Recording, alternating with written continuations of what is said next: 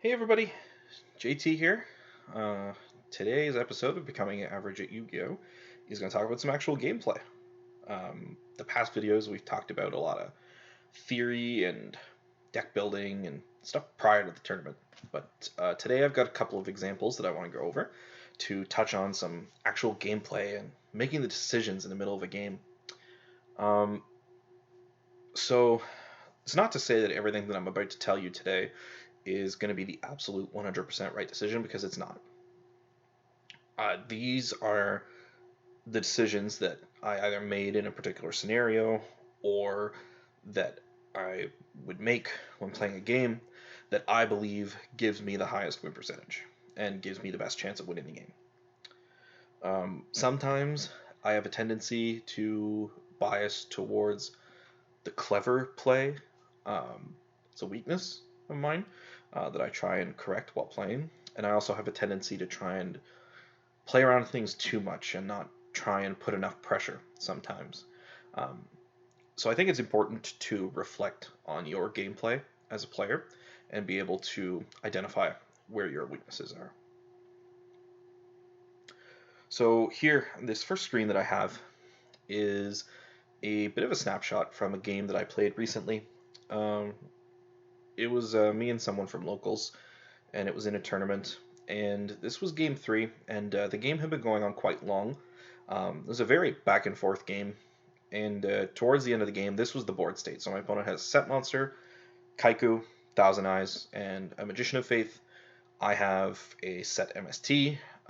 Both of our graveyards are loaded up with stuff. Um, I have like a little bit less than half of my deck left, and my life was at about 3,000, and my opponent's life was at about 1,500. So at this point, a couple turns earlier, I had been able to get a Magician of Faith and set it, and I had kind of identified that my win condition here was going to be attacking over the Magician of Faith for game, because I didn't have any ways left in my deck to clear the board and try and get in a direct swing, even though my opponent had very little life. I knew that wasn't going to happen. So I identified that my win condition was going to be attacking over the Magician of Faith. So I needed to keep the Thousand Eyes face up on the board until I had a way to do that, so that he didn't switch the Magician of Faith to defense position. Because if at any point that happened, I was going to lose because I didn't have a way to win the game. So if you first looked at this board state on the first turn that it happened, you might identify to yourself that you can Book of Moon the Kaiku, and you could summon BLS, banish the Thousand Eyes, and that solves the Thousand Eyes problem. And you've got your BLS on the board, you're putting a ton of pressure, you'll be able to attack over 2 monsters a turn, you'll be able to banish, you've even got an MST if they set some defensive trap or something, and that's fine. But the cards that I would lose to in that scenario, if I did that, if I summoned BLS, are almost identical to the cards that I would lose to in this board state. So, like, let's say, for example, my opponent summoned a Tsukiyomi that I knew he had in his hand from previous turns, and I figured he was trying to play around my set thinking it was Torrential, because I hadn't used it for quite a few turns, and he hadn't summoned any monsters. So I believe he thought it was Torrential, and I just left the MST set. So if he summoned the Tsukiyomi at any point, the game was over, and if I summoned BLS and he summoned Tsukiyomi, he could just set the Faith, because it would still be face up in the scenario I mentioned, and get back Metamorphosis, make another Thousand Eyes, take my BLS, and I lose. So I needed to keep the Thousand Eyes face up long enough to be able to draw an out in order to win the game. So eventually, we kept to this board state for about 5 turns, back and forth. And eventually, I drew a Metamorphosis. Now, you might say to yourself that I got lucky, and that is partially true. But the difference between pure luck and just regular card game variance, in that the Metamorphosis was in my top card out of like 17 cards left in my deck, was that I had set myself up to get lucky. I had identified my win condition being to find a way to attack over the Magician of Faith, and went all in on that win condition because I knew anything else was going to lose me the game. So thinking about how to win a game when you're in a losing position, like I would very much call this a losing position. Now, I'm not trying to knock my opponent in any way here, but it comes back to what I talked about last week. When you're in a bad spot, you still have ways to come back and win the game. And identifying that one line of play that is going to win you in the game and going all in on that is going to lead to a lot of victories that you otherwise would have missed. Um, so this is something I just wanted to touch on because I think it was a very interesting scenario with a lot of ways that it could have gone. On the turn that I had gotten back Book with Magician of Faith, I had Graceful Charity in my graveyard. I actually had a copy of Metamorphosis in my graveyard, but I knew that I wouldn't be able to make use of either of those cards effectively, so I just needed to piece together the way to win the game. So here, we're still talking about GOAT format, and I'll go to a more recent format shortly here, but just to kind of articulate making decisions. So in this hand, we have Book, Raigeki Break, Sangan, Koichi, Graceful Charity, and Tsukiyomi. So already you have several different options. You can play as your normal summon, either the Koichi, the Sangan, or the Tsukiyomi, and you could set the Koichi or the Suk, for example. For back rows, you can either set one of Raigeki Break or Book of Moon, or you can set both. Or you could even try and get deeper into your deck with Graceful Charity. Now, what I would do in this scenario is I would set Dekoichi and Book of Moon and pass. Now, there's a lot of reasons that I do that. So, the first one you might ask is, you might look at my hand and you might see Graceful Charity. And you might say, well, wait a second, why aren't you using that? You might get 3 cards deeper into your deck, you're going to get quicker to your power cards. Like, why not use that? Well, this is the turn 1 of the game. And GOAT format is a very resource-intensive format. And looking at the cards in my hand, if I have to discard one of them without getting value out of it, I'm going to be very unhappy about it turn 1. Like, I don't want to discard my Dekoichi, because Dekoichi in this hand is actually, and I'm going to get back to it, is actually my win condition. Raigeki Break is, or at least my condition to get out of the early game. Raigeki Break is an out to everything, and Tsukiyomi is what helps Dekoichi become my out to the early game, and Book of Moon is just a very versatile card, so I don't want to discard those things right away. But even more importantly than that, I have Sangan in my hand. So if I were to just use my Graceful Charity right away without being able to discard Serpent or Thunder Dragon, I'm not getting maximum value out of that card. And a lot of learning how to play is making sure to maximize the value of your cards. So if I just discard 2 random cards off of Graceful Charity, it's great that I was able to get 3 cards deeper into my deck. I'll get closer to BLS, I'll get closer to Pot of Greed, that's fine. But being able to maximize my resources in a format like GOAT format is really important, I think. And I'm only speaking of going first here against an unknown opponent. Like, if I'm at a board state where I'm losing the game, and I know that I need to draw a particular card to kind of climb my way back in the game, well then, yes, I'm going to fire off that Graceful Charity whether I have Serpent or not. But identifying those positions is very important. Now you might ask, well, if Serpent is so important to you being able to use Graceful Charity, why aren't you putting Sangan on the board to try and hope that it gets run over and that you get it? Well, that is true, but it's all about identifying where you want to play your cards, how you're going to sequence them, the order that you're going to play your cards in. So let's say, for example, that I was to normal summon Sangan. So for the most part, that Sangan's going to be safe. Either my opponent will run over it, or it'll stay on the board. Now, if it stays on the board, that's actually not good for me, because they could set a monster, and now all of a sudden, there's a lot of pressure on me, because that Sangan can't run over most things that they've set, like a Spy or a Dekoichi. It's even worse if they summon DD Warrior Lady, because if I set Book of Moon, I book the Warrior Lady, but then I have no way to get rid of it. Or if I'm forced to use the Raigeki Break on it, I have to discard one of the other cards in my hand, and not only do I lose a key resource, but I lose one in terms of card economy. I lose a card in my hand just to protect the Sangan and get rid of a Warrior Lady. So their one Warrior Lady takes out 2 of my cards, which is a trade I would make any day. And I'd be very happy as my opponent to do that. Whereas if I let them banish the Sangan, that's fine. They go 1 for 1, and I don't lose any card advantage, but I lose one of the most important cards in my deck, and I lose access to Sinister Serpent easily, which makes my Raigeki break dead and makes my Graceful Charity much worse. Whereas by setting Dokoichi, I put a lot of pressure on my opponent. Because if they just set cards and pass, then I get to flip up Dokoichi and I go up a card. If they attack and run over Dokoichi, Dokoichi replaces itself. I trade 1 for 1. It's not the end of the world.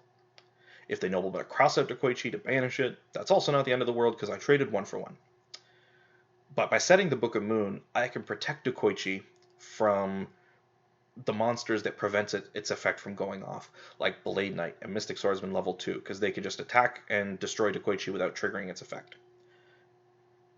So I'm able to protect Dokoichi from those monsters, and being able to put that kind of pressure on my opponent for if I get to draw on my turn, and I get to flip up Dokoichi and draw a card, and then summon Tsukiyomi and set it again, then that's huge. That kind of a loop to get going is what I've kind of built this deck around. And sorry, I should have mentioned this earlier, but this is like a standard Thunder Dragon Chaos deck that I'm playing.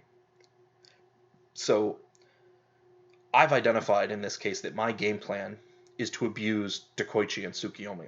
Now, does that mean that game plan is going to go off 100% of the time? No, it doesn't. But in deciding what to do turn 1 against an unknown opponent with just these 6 cards in my hand, I just mentioned like 8 things that I thought about before deciding what to do with this hand. Now, does that mean the expectation is that you should just be able to do that? No, that's not what I'm saying. What I'm hoping to teach you is not what to do in this scenario, but what to do in terms of current Yu-Gi-Oh!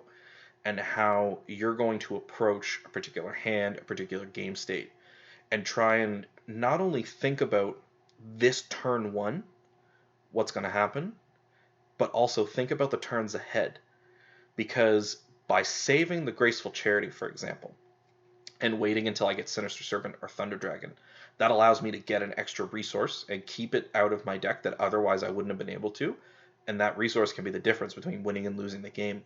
So when I talked last video about setting yourself up, or about losing games and thinking that you lost them because of luck, it's really not. And in scenarios like this, you're setting yourself up for success by trying to make sure that you maximize the value out of your cards. And these little decisions that you make just at the start of the game have a tremendous impact. Like all of these things that I talked about, each of them snowball later in the game into a bigger decision. Like when I talked about losing Sangan and losing access to Sinister Serpent and making Raigeki Break and Graceful Charity weaker, later on in the game, that matters a ton. Whereas the cards I might draw off Dokoichi, those will matter a ton later in the game. Now again, this is GOAT format, this is an old format, this is nothing like current Yu-Gi-Oh! But the basic principles, I think, are still the same. Trying to maximize value and setting yourself up for success down the road. So speaking of that, let's talk about something more current. So this deck is not relevant now because Jet Synchron's banned, and this is a example of a starting hand for Synchro Eldritch. So for the purposes of this, just the other 2 cards are blanks, like we won't consider them for now. But this deck basically was revolving around using Crystron Halqifibrax to go through a crazy combo and summon Borreload Savage Dragon with 3 counters and Herald of the Arclight. So you'd have 2 negates and be able to get incremental advantage off of Eldritch the Golden Lord and all the Golden Land cards. So this format, also because of the Halqifibrax combo, also everyone was playing a ton of hand traps. So even, let's say I'm going first against an unknown opponent, I already have a lot that I have to think about. Because I have to decide how to play around potential hand traps and which ones I'm not going to play around. So like right here, for example, already I have 3 different cards that I could lead with. I have Magician's Souls, which has the ability to draw me 2 cards. I have Cursed Eldland, which lets me search, and I have Tuning, which gives me access to my main combo, the Jet Synchron combo. So it's really tempting to Cursed Eldland first to try and bait out Ash Blossom, but I actually don't think that that's the correct play. because I want to maximize the value from my tuning. Because tuning also mills a card, and there's the potential for getting extra resource. So the first thing that I would do with this hand is I would actually summon Magician Souls, because I'm going to do it anyway, pretty much no matter what. The reason I'm doing this first is to maximize the value of my tuning by taking a dead card out of my deck. Because by getting the Eldritch cards into the graveyard, they have secondary effects. And I want to hit that off of tuning. So next, I wouldn't actually activate Cursed Eldland first to search an Eldritch card, because then, even though I'm trying to bait Ash Blossom more, it actually takes a resource out of my deck that I could hit off of the tuning. So even though it's going to telegraph a bit what I have in my hand, I think that the loss of information is actually pretty negligible in order to try and maximize the effect of the tuning. So I'll use tuning to search Jet Synchron here, and then mill a card, and yes, it was a miss. I didn't hit a Eldritch card, but that's fine. So now we'll use Cursed Eldland to search. Let's say I just get Conquistador. Okay, and now what do we do next? So we're going to use Magician Souls next to try and draw cards, but we have another decision to make. Are we going to fire off Magician Souls for 1 card or 2? So the greedy play is to go for 2, and to be honest, in this scenario, it's what I'd do anyway, because now that your opponent knows that you have Jet Synchron, they're not likely to hit the Magician Souls unless they have multiple hand traps. And if they have multiple hand traps, they're going to stop your Halka-Fibrax play anyway. So you want to maximize the value of your Magician Souls. And because of the fact that both Cursed Eldland and Conquistador float, they do things in the graveyard, it's fine to pitch them. Now, let's pretend, for example, that you didn't have Jet Synchron, and you were just trying to grind out with Eldritch cards and just use Magician Souls here. Well, then I think you'd have a much tougher decision to make, because if you try Magician Souls for 2, and your opponent doesn't know that you have Jet Synchron, there's a good chance that they could try and hit the Magician Souls, and if you lose 2 cards to Magician Souls effect when it gets hand trapped, that puts you down a ton and puts a lot of pressure on you. So even though Cursed Eldland and Conquistador both float, it's still not a great idea to try and put that much risk and do the greedy play there, because you've lost part of the resource. Like, even though they each replace themselves in the graveyard, they still have a front half. They still do things when they're on the field. And you need to consider that, especially in current Yugioh, where everything, I like to say, has a front half and a back half. Most cards do things when they're on your hand, or on your field, or in your hand, and then they do something in graveyard or in banished. And you really need to make sure that you're managing those resources effectively. So by waiting to tuning here, waiting to Cursed Eldland, I maximize the chance that I'd hit an Eldritch card. Now, you've probably often heard that you always want to search first, and that's a good mental shortcut to follow, but there's always an exception to everything. And in this case, by making sure that I had more chances to hit an Eldritch card in my deck, I can then search afterwards to get whatever piece I'm missing. So, like, in a scenario where, like, let's even just make this as basic as possible. And let's say that I have Pot of Greed and I have 3 pieces of Exodia in my hand. And I also have a Sangan that I can attack into something. Well, I know that I can use Sangan to take a card out of my deck, and then Pot of Greed to draw 2 cards to have a better chance of going deeper into my deck. But in this case, that's actually not the right play. I want to, like, again, we're being very basic here and saying that the only win condition in this deck is drawing Exodia. I want a Pot of Greed first, because I have twice as much of a chance to draw the missing Exodia piece before I search with Sangan than I do afterwards. And then I can search with Sangan to get the missing one. So again, super basic example there, and I'll keep going back to there's exceptions to everything, but I hope that I've given you some things to think about in talking about all this in terms of gameplay. I've ranted for long enough here, so we'll cut it off here, but thanks for watching, and we'll see you next time.